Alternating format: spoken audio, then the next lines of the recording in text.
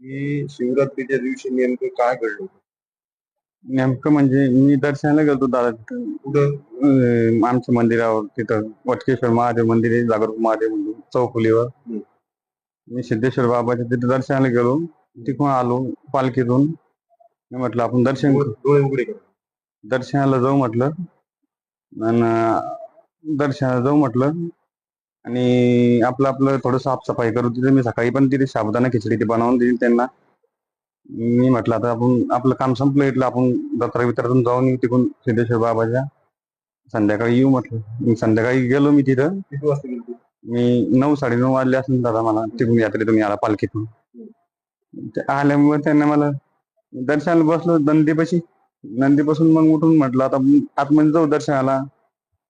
त्यामुळे आतमध्ये जायची गरज नाही तुला, असं तसं बोलला ते मला. त्यानं पहिले सळ्या त्या रॉड त्या उलंगणात टाकून ठेवल्या, जिथे साबुदाणा ते बनवलं आम्ही तिथं. ते लालबुंद तयार करून ठेवल्या त्यांना.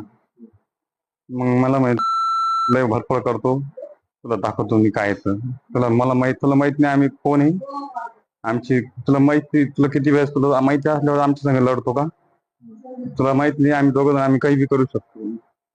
मी सुदान दौडचं आपलं सोनू सुदान दौड आहे, ओळखत नाही का, नवाजचा भाऊ आहे म्हणे मी. हं, हं. मी काही बी करू शकतो. हे तुला माहित नाही का म्हणे, हे सगळे माझ्या अंडरमध्ये, सगळं मला मंदिर माझ्या अंडरमध्ये आहे. तू काही नाही करू शकत.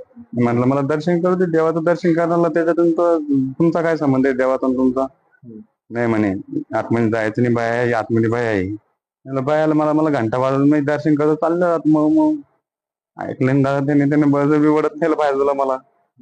वडत नेलं मग ते ज्याने झटके मारत मारत नेलं मला. तर मला ते कुठंच समजलं नाही जातं की मला चटके देणार आहे का काय. त्याने जसं धरलं माझे कपडे फाडले, गळ्याला रुमाल लावला, खाली पाडलं. मग ते काय मी हिमतीने बोलायची आता हिंमत होते मग. पण मी पहिले बी त्यांच्या पाईपलाईन मुळे तसं प्रकरण घडलं होतं ना. मी थोडं घाबरलोच होतो, त्याला घाबरलेच होतो. पण तेव्हा बी मला जेसीबी मध्ये खाली काढून टाकतो म्हणे, तुला तुम्ही केले दादागिरी का? मी दादागिरी करतो का माझ्यावर? म्हणलं भाऊ मी दादागिरी करणार, मी गरीब आहे. कोण तुम्हाला म्हटलं होतं की जेसीबी खाली काढतो? सोनू दौड. नवनाथ दौड बी होता. तो म्हणे तुला तुला दाखवून देतो म्हणे मी. नवनाथ दौडनं तुम्हाला काय म्हटलं होतं त्यावेळेस? त्यावेळेस त्याला फोनवर सांगितलं तर त्याला टाकून दे म्हणे, जेसीबी खाली पाहून घे म्हणे, मी त्या पाठीशी पुरापुरी उभा आहे म्हणे, टाकून दे म्हणे त्याला जेसीबी खाली पाहून घे म्हणे. पण ते माझ्या छातीवर बसला. 2-3 बुक्के मारले मला पहिले, 1 महिना 1.5 महिना अगोदर. नाही, 1-1.5 महिना ज्यावेळेस तुम्हाला मारलं त्यावेळेस कोणी मारलं? कोण सोबत होते? त्यावेळेस त्यांनी मग ते मला समजले आणि त्याने गळ्याला लावल्यामुळे मला चक्कर सोन्यानं या दौडनं ते मला कस तरी म्हणजे एकदम भास झाल्या असे कस तरी झालं. खाली पाडलं, मग चटकी दिली. चटकी दिल्या म्हणजे माझ्या थोडस हे झालं मला. मग मी उठलो, त्याला बोलायला लागलो तर ते म्हणे तू काही कर, तुला काही करता येत नाही म्हणे, तुला मी जीव मारू शकतो म्हणे. सोनू सुदान दौड. मला माझ्या भावाचा पाठिंबा आहे म्हणे पुरेपूर. तू काय टोकतो पैशावर मी चांगले चांगले तोंड बंद करू शकतो म्हणे. तू काय रे म्हणे, चिल्लर म्हणे, तू चिल्लर, तुझ्याकडे काय आहे म्हणे, तू पुरं एकूण टिकून बी माही बरोबरी करू शकत नाही. म्हणलं हाव का भाऊ, तू मोठा आहे म्हणलं, असं तर बोललो. पण ते ऐकायची नाही. ते लोक घाबरून गेले त्याला. ते लोक बाजूबाजूला हानगुन झाले. ते गज म्हणाले नको रे बाळा तू मारवाल त्याला. ते म्हणे तुम्ही चुप बसा, तुम्हाला काय माहिती, त्याची मोडशी जिरवतो त्याला मारूनच टाकतो. तर मी पाहून घेईन, मा भाऊ पाहून घेईन. नवनाथ दौड मा भाऊ आहे, मी त्याला याला बी पाहून घेईन. त्याच्यामध्ये नवनाथ दौड आहे ना, त्याचा पण हात आहे का मग मग त्याचा हात आहे म्हणून तर याची हिंमत बळ इतका भरपूर आहे. ते नसताना याचं ही कुठे हिंमत लागणार आहे. त्याचा हात आहे म्हणून तर जमत ते, मग कसं काय जमणार आहे त्याला? तुमच्यासोबत लोक उभा होते, त्यांनी तुम्हाला वाचवायचा प्रयत्नच नाही केला. केलता त्यांनी, पण ते ऐकत नव्हता.